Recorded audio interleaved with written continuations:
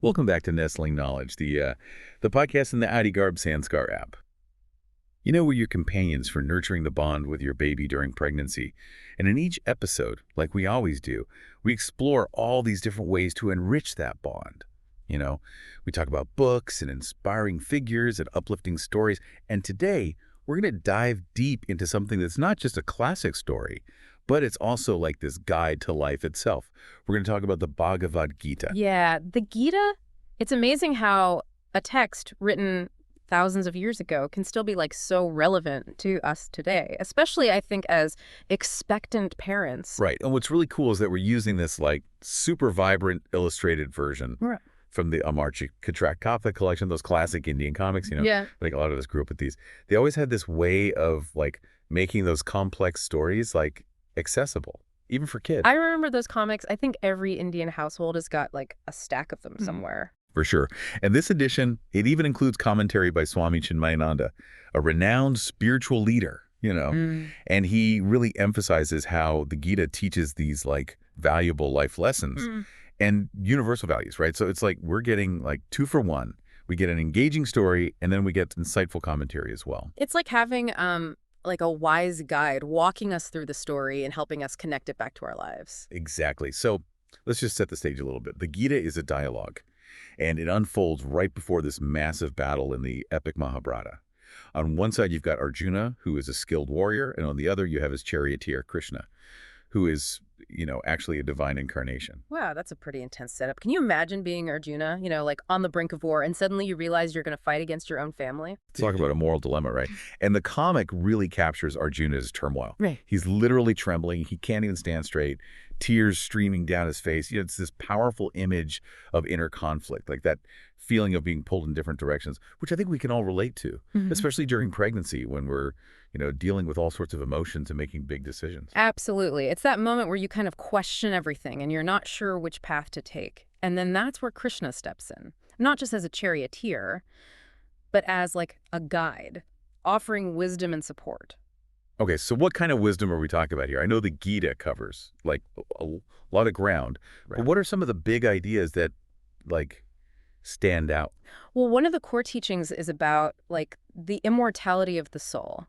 Krishna explains that the soul is eternal and it's not bound by the physical body and it can't be harmed by weapons or even death. Wait, so he's saying death isn't the end, that there's something beyond this physical life. Exactly. And this idea, it has like profound implications for how we think about life and death and even the potential that we carry within us. And when you connect it to prenatal learning, it takes on a whole new meaning. We're not just shaping a physical body, we're nurturing an eternal soul. Wow, that's deep.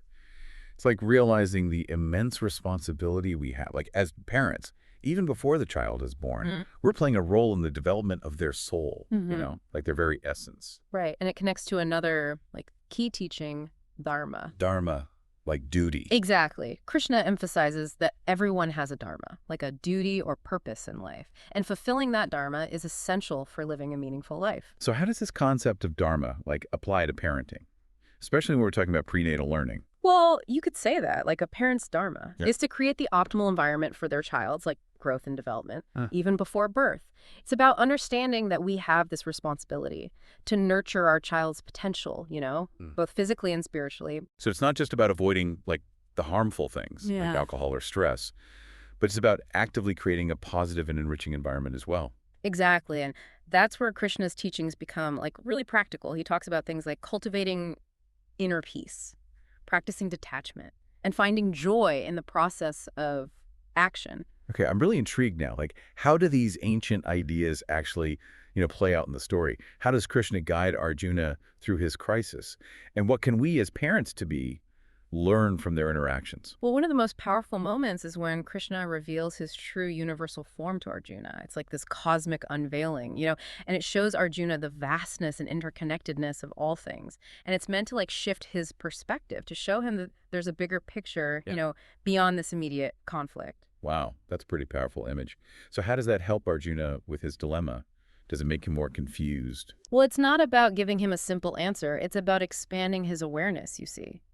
Krishna shows Arjuna that everything is connected, that even in war, there's this like divine order at play. Okay, so how does this tie back to what we were talking about before? Like Yeah. the idea of dharma and creating a positive environment for our baby. Well, it's about recognizing that our actions have ripple effects. Just like Arjuna's choices on the battlefield impact those around him, our choices as parents impact our child, even before they're born. So it's kind of like that saying, it takes a village. Yeah? We're all connected. And our actions influence the web of life around us. Yes, exactly. And Krishna emphasizes this idea of interconnectedness through the concept of karma. You know, the idea that every action has a consequence. Right, like what goes around comes around. But how does karma relate to pregnancy and prenatal learning? I mean, it's not like the baby is making choices yet. It's about understanding that we're setting the stage for our child's life, even before they're born. The environment we create, the emotions we experience, all of these things contribute to the energy they're exposed to. Oh, okay. You know, I've heard people say that, like, the music you listen to during pregnancy can influence your baby's development. Is that, like, related to karma? It could be seen that way, yeah. It's not about like a literal cause and effect, but it's about creating a certain atmosphere, you know, like a vibrational field that the baby is a part of. And the Gita emphasizes that we have a choice in how we shape that field. So instead of getting caught up in, like, anxieties or fears during pregnancy, we can focus on, like, cultivating peace, joy, and love, knowing that those, like, positive vibrations are benefiting our baby. Exactly. It's about being mindful of our thoughts, our actions, Huh. and the energy we're putting out into the world. Okay, so this is making me think about all the pressure we put on ourselves as parents. Like, what if we mess up? What if we don't create the perfect environment? Does that mean we're setting our child up for failure? Well, that's where another key teaching comes in. Action without attachment to results. Oh, that sounds tough. As We're parents. naturally going to be, like, attached to the outcome, right?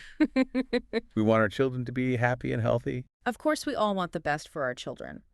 But Krishna teaches that attachment to outcomes. It can lead to anxiety, frustration, and even inaction. You know, it can paralyze us with this fear of making the wrong choices. So it's like saying, do your best, but don't get so fixated on a specific outcome that you lose sight of the journey. Yes. Focus on the process of nurturing your bond with your baby, on creating a loving and supportive environment, and trust that the positive results will follow. That's a really helpful reminder. It takes some of the pressure off, right? It's not about being perfect. It's about showing up with love and intention. Exactly. And that's a beautiful way to approach parenting even before birth. Okay, so we've talked about the soul's immortality and dharma and karma and even action without attachment. Are there any other key takeaways from the Gita that you think are, like, relevant for us as expectant parents?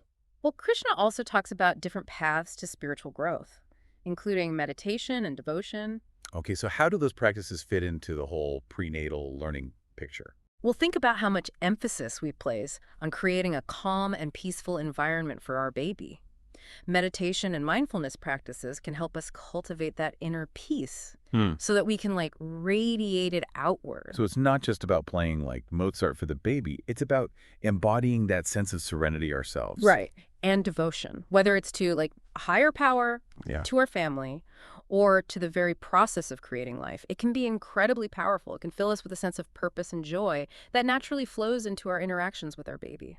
You know, this is reminding me of the Adi Garb Sanskar app and all the resources it offers for pregnant women. The guided meditations, the soothing music, even the inspirational stories. It's like they've taken these ancient teachings and made them accessible for, modern parents. I love that connection. And it's such a beautiful reminder that we're not alone on this journey. We have these ancient wisdom traditions combined with modern science and technology to support us every step of the way.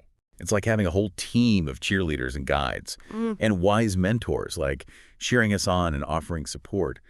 And speaking of support, what are some things expectant parents can do to create that, positive and nurturing environment we've been talking about? I mean, beyond just downloading the app, what are some like practical tips? Well, one of the simplest but most powerful things you can do is talk to your baby. Really? Even though they can't understand words yet? Absolutely. Your baby can hear your voice, and they're picking up on your tone and your emotions, like the rhythm of your speech. It's a way of establishing a connection, letting them know they're loved and cared for. Oh, it's so sweet. It's like those moments when I feel my baby kick and I know they're like responding to my touch or my voice. It's a way of communicating before they're even born. Exactly. And reading aloud is another wonderful practice. Yeah, I've heard that reading to your baby during pregnancy can like boost their language development later on. Is that true? There's definitely research to support that, yeah. But beyond, like, the cognitive benefits, it's also about exposing your baby to the beauty of language, to stories and different voices. And it creates a sense of ritual, a special Mhm. time for bonding. I love that. What else can we do to create that positive environment? Well, think about the things that bring you joy and peace. Listening to music, spending time in nature, practicing yoga or meditation, all of these activities can benefit both you and your baby. It's like Krishna's teaching about finding joy in the process of action. We Yeah. can turn everyday activities into like opportunities for nurturing our connection with our baby. Exactly. And don't underestimate the power of your own intuition. Trust your instincts and do what feels right for you and your baby. That's such an important reminder. Pregnancy is a time of like intense transformation, Hmm. both physically and emotionally. It's about listening to our bodies, to our hearts, and to that deep inner wisdom that guides us. And remember, you're not alone on this journey. There's a whole community of expectant parents out there, as well as, resources like the IED app to support you every step of the way. So as we wrap up this deep dive into the Gita and its connection to prenatal learning, Mm. what are like two key takeaways that you'd like our listeners to remember? Okay, well, first I would say remember the power of your own actions and intentions. The Gita emphasizes that we have a choice in how we shape our reality.